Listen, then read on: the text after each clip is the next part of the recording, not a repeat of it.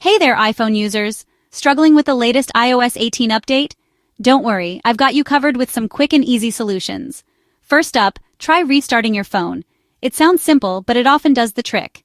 Just hold down the power button, swipe to power off, and then turn it back on. Magic, right?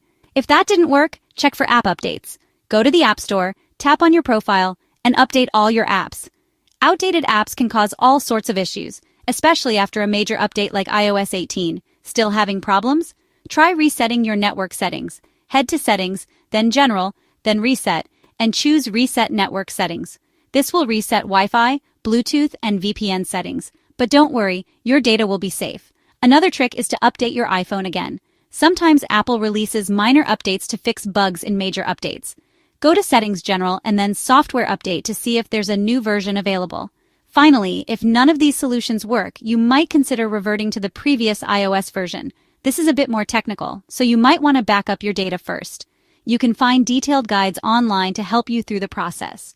Remember, iOS updates are designed to enhance your experience, but sometimes it takes a little tweaking to get everything running smoothly. Got any other iOS 18 tips or tricks?